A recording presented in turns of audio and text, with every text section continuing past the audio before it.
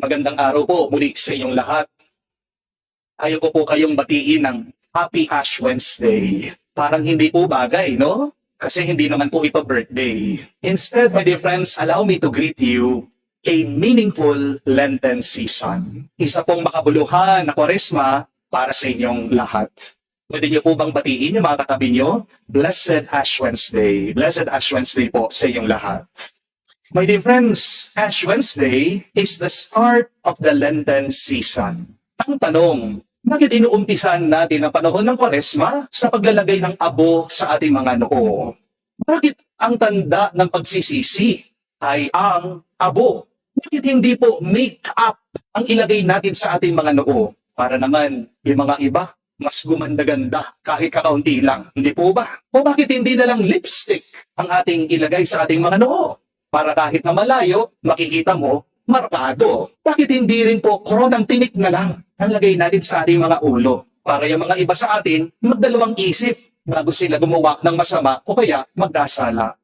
Bakit ba sa lahat ng pwede nating ilagay sa ating mga ulo, bakit pa abo? Bakit yan na nagiging tanda ng umpisa ng Kwaresma? Kasi po ang abo sa noo ay hindi po pampaganda. Ang abo sa noo ay paalaala.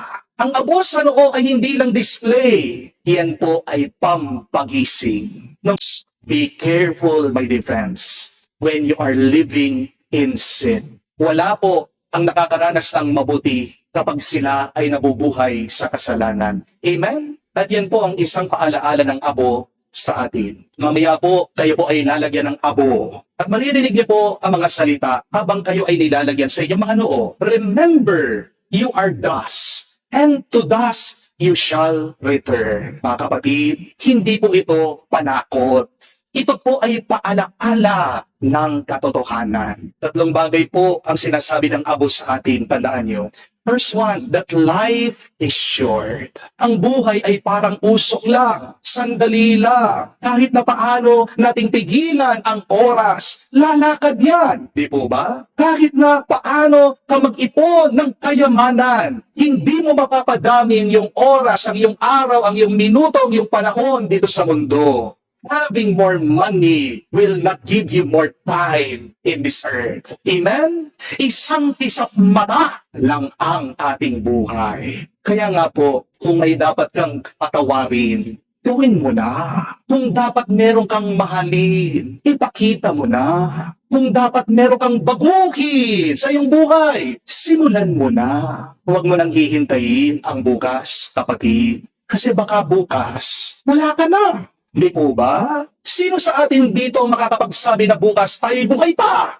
Na, hindi po ba? Yan ang nakakalungkot na kwento. Merong mga taong nabubuhay sa kasalanan na kala mo hindi sila mamamatay. Pero paalaala mo sa iyong katabi, sa iyong sarili, mamamatay ka din. Amen? Pero bago ka mamatay, sana magbago ka. Amen? Pinapaalala po ng abo sa atin, dadaan lang tayo dito sa mundo. At ang ating pinupuntahan, our final destination is heaven with God. Huwag mo sasayangin ng oras. Mabilis ang buhay. But second, the Ash reminds us to stay humble. Kahit na gaano po kayo kayaman, kaganda, katalino, sa huli, lahat tayo, magiging abo lang tayo. Hindi po ba? Ang abo ang nagpapantay sa lahat. Ash is the great equalizer. Pag namatay tayo, lahat po tayo mayaman, mahirap, sikat, hindi kilala, natagumpay ka o nabigo ka. Para-parehas lang naman po tayo ng babagsakan. Di po ba? Kahit na anong gawin mo, kapatid, darating ang araw, ang panahon, lahat tayo'y magiging pagkain ng uod. Darating ang panahon, lahat tayo'y magiging pataba ng lupa. Kahit na anong gawin mo, tayo'y ililibing. Kaya huwag kang masyadong mayabang. Kaya tayo po'y nilalagyan ng abo sa ating mga noo. Kasi tingnan nyo, pinapaalala sa atin, baka nakalimutan natin. Huwag sanang lumaki ang ating mga ulo. Amen? Tandaan, mas madaling umapaw ang grasya ng Diyos sa mga pusong marunong magpakumbaba. Amen? Third and last, The ash reminds us that we need conversion. Ang abo po ay simbolo ng pagsisisi. Kasi mababasa po natin ito sa libro ni Propeta Jonah, chapter 3, verse 6. Makikita po natin dito na noong narinig daw ng hari ng Ninive ang babala ng Diyos, sabi bumaba daw siya sa kanyang trono. Nagsuot daw siya ng sako at umupo sa abo. Isipin niyo po yon, mga kapatid. Isang hari bumaba sa trono. Yan ang tunay na pagpapakumbaba, pagsisisi at pagbabago. Handang bumaba sa kataasan para bumalik sa Diyos. Ang tunay na pagsisisi, pagbabago at pagkukumbaba ay inaamin mo na ang Diyos ay mas mataas kesa sa iyo. Amen? Dahil ang Diyos ay ang ating buhay at kaligtasan. Tanong ko po, kaya niyo po bang buhayin ang iyong sarili? Di ba hindi? Pero tingnan mo ang iyong ugali. Tingnan mo ang iyong ginagawa. Kala mo, ikaw ang nagbibigay buhay. Kala mo, ikaw ang nagbibigay ng lakas. Kapatid, umiiral ka, gumagalaw ka, humihinga ka dahil sa Diyos. Amen? Kung hindi ka magbabago, baka bawiin ng Diyos yung buhay na pinahiram lang niya sa iyo. Amen? Habang nilalagyan tayo ng abo sa ating mga noo, pinapaalala din po ng ating Panginoong Jesucristo sa atin ngayon na sana mag-ugat naman ang kabutihan, ang pagbabago sa ating mga loob, sa ating mga puso. Sa Ebanghelyo po sa Mabuting Balita, 3 beses po, halos ulit-ulit, narinig niyo ang ating Panginoon, sinasabi niya, iisang linya, your Father who sees what is hidden will repay you. Pinapaliwanag sa atin ni Jesus dito na ang tunay na kabanalan ay hindi pakitang tao lamang. Ang tunay na kabanalan ay hindi maingay. Napansin niyo po ba? Mas madaling magmukhang mabuti kaysa sa pagiging mabuti. Mas madali mag-quote ng mga Bible verses kaysa sa isabuhay natin ito. Di po ba? Mas madaling magsimba, tumanggap ng komunyon, katawan ni Kristo, kaysa sa isabuhay natin ang turo ni Kristo, ang magmahal sa mga hindi kamahal-mahal, ang magpatawad sa mga nakasakit sa atin. Mas madali po magpakitang banal kaysa sa magpakabanal. Kaya, malinaw po ang paalaala ni Jesus sa atin. When you give, do not announce it. When you pray, do not perform it. When you fast, don't dramatize it. In short, stop impressing people. Start pleasing God. Amen? Maganda pong itanong ito. What kind of a Catholic are you? May dalawa po kasing klaseng Katoliko eh. One is the display Catholic. Sino mga yan? Banal kapag may nakakakita sa kanila. Performance lang ang kanilang ginagawa. But the second kind of Catholic are the deep Catholics. Banal sila kahit na walang nakakakita, kahit na walang audience. Remember this, my dear friends. Character is who you are when nobody is looking. Character is who you are when you are in the dark, when you are in private.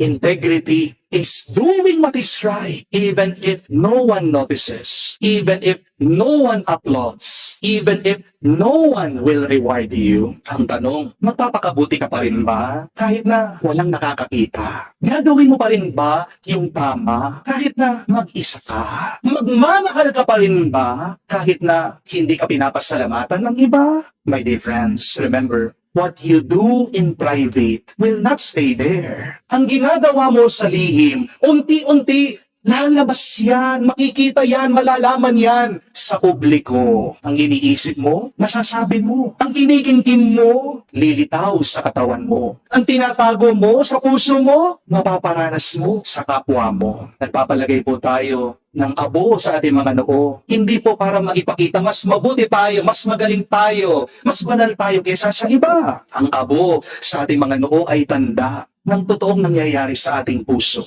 na meron tayong pagnanais na magbalik loob sa Diyos. Mahal naman natin ang Diyos. Yun lang na tayo mahina, tayo nagkakamali, tayo bumabalik sa simbahan, nagpapalagay tayo ng abo sa ating noo. Sinasabi natin, Panginoon, ganito ka namin kamahal, kaya naming magpakumbaba para sa iyo. But if we really want to repent, then do not just put ashes on your forehead. But 3 things that you should constantly do this Lent to show your love for God. First, be good. Even if no one is watching. Second, pray even if no one is praising. Love even if no one is clapping. Why? Because your audience is the one. God alone is enough. So 3 invitations this Lent, my dear friends. First, just simplify. Bawasan mo ang ingay ng buhay. Bawasan mo mga naipon mo dyan sa iyong kabahayan, dyan sa iyong puso. Hawiin mo, bigyan mo ng espasyo ng puwang ang Diyos para marinig mo. Amen? Para maranasan mo ulit siya. Amen? But secondly, purify. Tanggalin mo naman yung mga humihila sa iyo. Pababa, paalis, palayo sa Diyos. Third, intensify. Gawin mong totoo ang iyong dasal. Hindi lang sana gumalaw ang iyong bibig. Pagalawin mo naman ang iyong puso. Ilapit mo naman ang iyong damdamin sa Diyos. Maganda kong pangulihan ito mga kapatid. Sino ba ako talaga kapag walang nakakakita? Parehas ba yung aking private life at public life? Ano bang klaseng Katoliko? Display Catholic ba ako? O sinusubukan kong maging deep Catholic? Kung ang puso ko ay lalagyan ng abo, ano ang kailangan mamatay sa akin? Ano kailangan mong patayin sa iyong loob? Pride? Ego? Galit? Kasakiman? Pagkamakasarili? Because remember, my dear friends, Lent is not only about looking religious, but Lent is really about becoming real before the Lord. Mga kapatid, walang kwenta po yung abo sa inyong noo kung wala pong krus sa inyong puso. Amen? Ang abo po ay hamon, hindi po yan dekorasyon. The ash at our forehead is an invitation for transformation, for sanctification. Harinawa, wag lang po tayong magpalagay ng abo. Magpaayos din tayo ng ugali at ang ating pagkatao. Natandaan niyo po ito, napakahalaga. Life is short, God is real, and heaven is our goal. Kaya simulan po natin ang panahon ng Kwaresma, hindi lang sa pamamagitan ng pagkakabit, paglalagay ng abo, kundi naway ihanda natin ang ating mga puso na handang umuwi, lumapit sa Diyos. Mga kapatid, a blessed Lenten season po sa inyong lahat. And may this Lenten season, through our celebration of Ash Wednesday, truly change us to have the heart of God, the mind of Jesus, so that we can be humble, generous, loving. Amen.